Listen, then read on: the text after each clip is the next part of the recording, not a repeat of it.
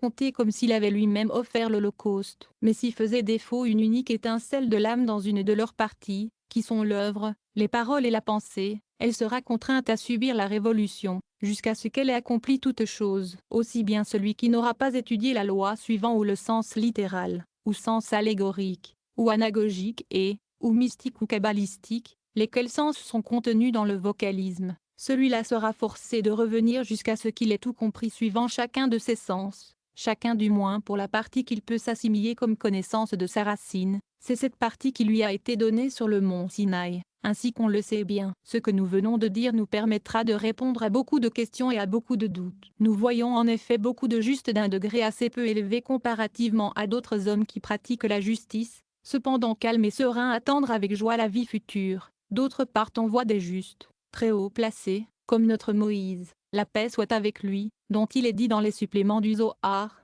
qu'il doit être révolué pendant une durée non inférieure à 60 myriades de générations. Cela vient de ce qu'il est tenu d'accomplir sa part qui est énorme, et c'est pourquoi ces révolutions ne peuvent être si vite accomplies. Cela explique aussi pourquoi on voit des justes qui meurent comme emportés en pleine jeunesse, comme par exemple Rabbi Bon et d'autres semblables. La cause de cette mort ne réside pas dans le fait qu'il aurait commis une faute dont, accusé et convaincu, il serait ainsi puni. La vérité est simplement qu'il a accompli, ainsi que plusieurs autres justes, les 613 principes, et qu'il ne lui restait plus qu'à s'en aller et à sortir de cette vie dès sa jeunesse. Rabbi Bon en 19 ans en fit plus qu'un disciple quelconque en 70 ans. C'est ce qu'il faut considérer. Cela explique aussi pourquoi il y a des justes qui meurent à regret, comme notre Moïse. La paix soit avec lui, bien que quelques-uns aient affirmé le contraire. La raison en est que Moïse n'avait pas encore rempli les 613 devoirs, notamment ce qui concernait la terre promise et la maison du sanctuaire et qu'il lui paraissait dur de revenir par la révolution,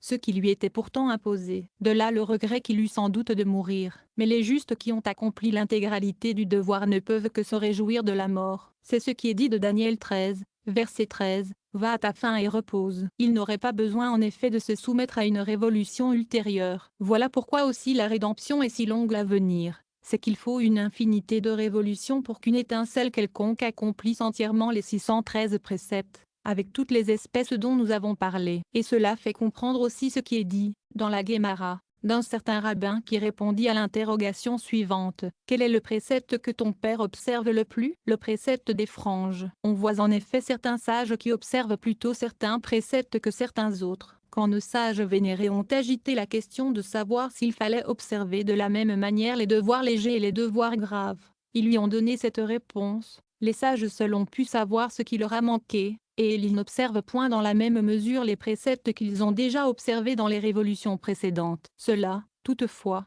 doit être compris des préceptes qui n'obligent pas le corps, comme les préceptes relatifs à la terre promise, à la première tonsure et autres semblables, mais ce qui oblige le corps, la construction des tentes, le souffler dans les trompettes et le port des feuillages, la prière, la lecture du texte Écoute Israël, et autres, ceux-là, chacun est tenu de les accomplir dans chaque révolution. À retenir, quant à la plupart des hommes, qui ignorent pourquoi ils sont venus au monde et ce qui leur manque, ils sont tenus de remplir tous les devoirs. C'est pourquoi ils doivent apporter le même soin à l'observance des devoirs légers qu'à celle des grands devoirs. Cela aussi nous explique pourquoi certains hommes se livrent avec plaisir à l'étude approfondie du sens littéral de la loi, quand d'autres s'appliquent au sens moral ou anagogique, d'autres à l'allégorique ou tropique, d'autres la gématrie ou arithmétique sacrée, d'autres à la voie de vérité ou Kabbale. Tout se passe en vue de la fin pour laquelle l'homme subit la révolution présente, ainsi il est inutile que, dans chaque révolution il s'occupe de tout. Et, pour cette raison,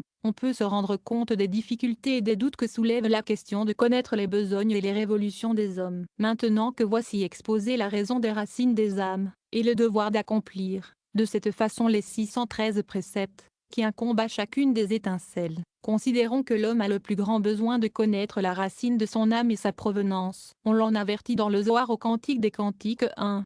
Verset 7. Dis-moi quel est celui que chérit mon âme, ce qui veut dire qu'il doit savoir pour quelle fin il est venu au monde. Voici à quoi se ramène l'affaire. On sait que les Israélites sont mutuellement tenus les uns envers les autres par un engagement dont l'origine est qu'ils furent tous dans l'Adam protoplastes. Nous l'avons déjà dit au chapitre 1er. Cependant ils ne sont cautions les uns pour les autres qu'en raison des péchés manifestes. Comme il est dit, Deutéronome 29.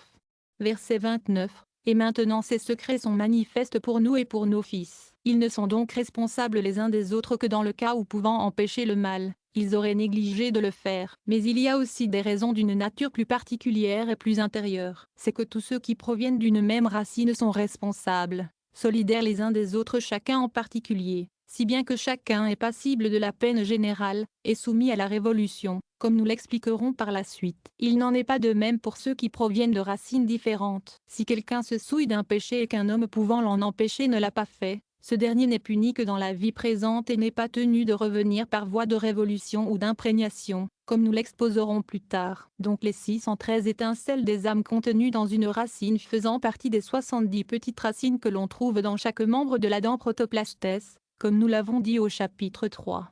Toutes ces 613 étincelles, même si elles sont plus nombreuses, sont liées les unes aux autres par une absolue solidarité, et cela parce qu'elles sont considérées comme une seule âme, ce qui est à retenir comme un axiome de la plus grande importance touchant la marche de la révolution. Si donc une quelconque des 613 a péché ou a nourri quelque vice, toutes les autres tenant à la même racine sont obligées de corriger ce vice et de réparer le mal, et nulle d'elles ne peut être considérée comme parfaite ni réintégrée, bien qu'elle ait accompli les devoirs requis, jusqu'à ce que soit effacée la faute de l'étincelle coupable. De toute façon, ces étincelles sont liées en une association qui reste la même, par le mystère de la révolution et de l'imprégnation. Nous nous expliquerons là-dessus plus loin, avec l'aide de Dieu, de sorte que toutes sont obligées de l'aider, jusqu'à ce qu'elle ait entièrement rempli tous ses devoirs. Une fois tous les préceptes observés, l'obligation de caution mutuelle cesse, pour ceux qui sont d'une même racine, bien que cette âme soit sortie des 70 petites racines contenues dans un membre de l'Adam Protoplastes.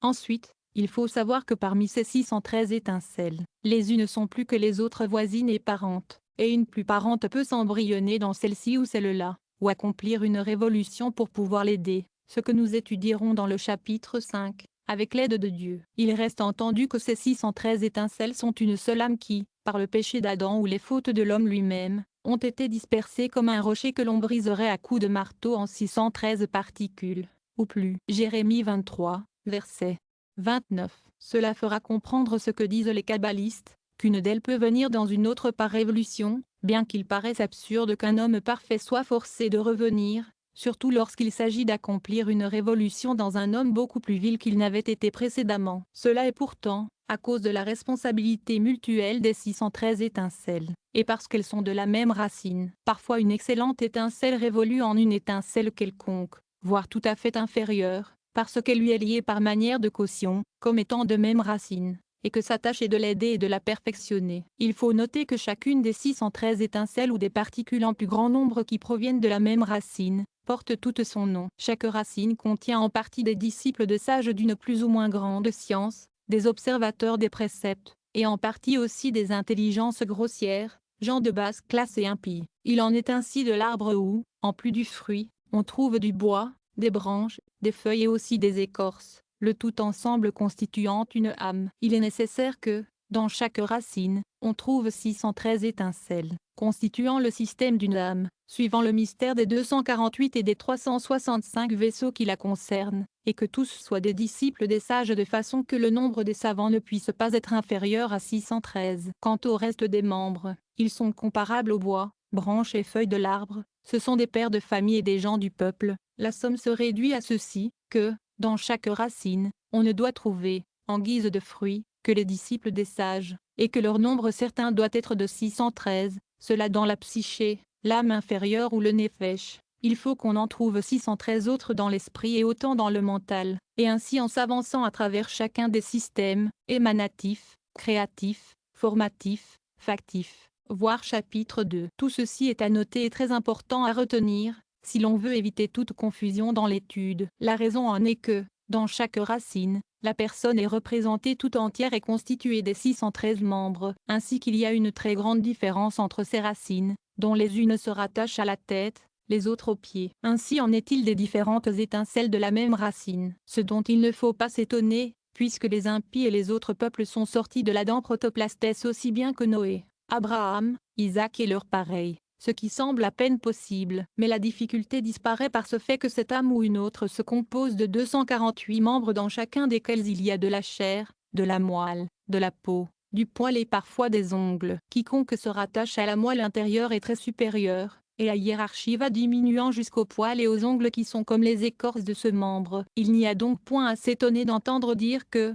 dans la racine de l'âme d'Adam, il y a des particules impies, basses et inférieures, à bien retenir, pour qu'on n'ait pas besoin d'y revenir, et qu'on fait. Chapitre 32. En outre, il y a beaucoup de préceptes qui ne peuvent pas être accomplis par l'une quelconque de ces étincelles. La raison en est que, provenant d'une même racine, elles n'en viennent pas moins dans telle famille, ou dans telle tribu. Une accomplit sa révolution dans le sacerdoce ou tribu de Lévi, l'autre dans les fonctions de juge, une autre se trouve être ouvrier tisseur. Donc toute âme ne peut pas accomplir les 613 préceptes, puisqu'il y en a qui ne concernent que le prêtre ou le lévite, d'autres, le roi ou le juge et leurs pareils. En raison de quoi il y a des préceptes spéciaux, comme le rachat du premier-né, le lévira ou la discasséation. Celui qui n'a ni fils, ni frère, est dans l'impossibilité d'accomplir ces préceptes. Toutefois il y a d'autres préceptes que peuvent observer tous les hommes, comme la lecture de l'écoute Israël, les prières, les franges, et aussi de se rendre à la synagogue. Il y a d'autres préceptes que l'homme n'est pas obligé de suivre comme le glanage,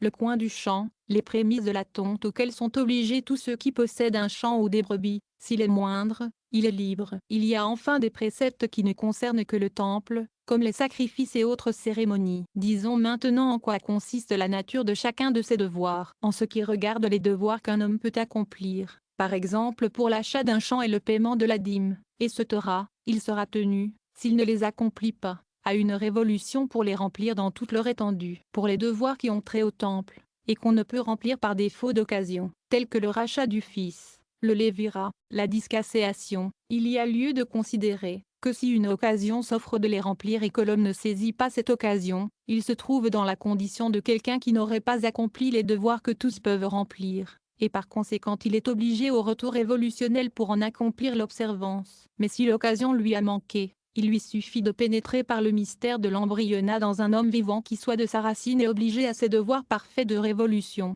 comme nous l'avons dit. Quand l'observance d'un principe qui lui avait manqué s'offrira à cet homme, l'embryonné, par le moyen de ce dernier, il, l'embryonnant, pourra pratiquer son observance. Ceci fait, il ne tardera pas à le quitter pour s'envoler. Arrêtons-nous sur ce sujet. Pour tout ce qui concerne les devoirs relatifs au temple, soit les étincelles qui étaient venues avant la construction du sanctuaire soit durant que le temple existait, étaient obligées de revenir dans des prêtres, des Lévites ou des Israélites, jusqu'à l'accomplissement parfait. Cela découle de ce que nous venons de dire. Quant aux étincelles qui ne vinrent au monde qu'après la destruction du temple, il leur faut revenir au temps de l'avènement du Messie. C'est alors qu'ils observeront tous les préceptes. Cela fait comprendre pourquoi le jour du Messie doit venir avant le monde futur, c'est-à-dire au 7e millénaire, parce qu'alors commenceront les peines. Aussi longtemps que l'âme est seule, les occasions lui manquent pour accomplir les préceptes. Donc les devoirs relatifs au temple devront être accomplis vers le commencement des jours du Messie. Et l'on comprend aussi ce que signifiaient les paroles du rabbi Ishmaël fils d'Elisha lorsque la nuit du sabbat en mouchant la chandelle il disait « Quand la maison du sanctuaire sera restaurée,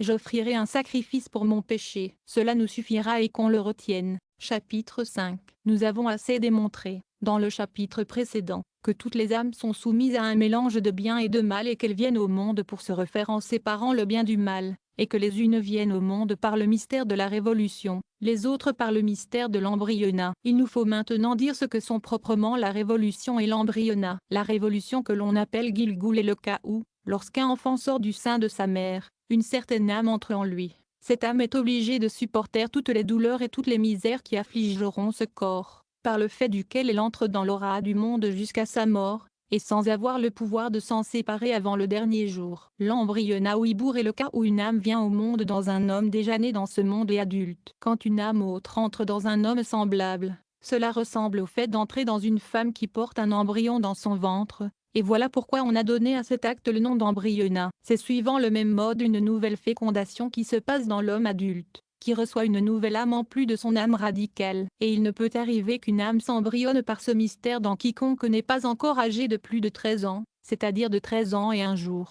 époque à laquelle il est considéré comme un homme et obligé à l'observance des devoirs. Alors vient une nouvelle âme pour un aider à être juste et le diriger dans l'étude des préceptes et de la loi. L'embryonat est double. Premièrement, c'est le cas d'une âme qui, lorsqu'elle féconde à nouveau un homme, se trouve en état de manquement, parce qu'il lui manque l'accomplissement d'un précepte dans une révolution précédente, accomplissement dont l'occasion ne s'est pas présentée, par exemple le lévira, la discasséation, et d'autres semblables. Elle n'avait pas besoin de descendre en révolution pour cette réparation, comme nous l'avons dit ci-dessus.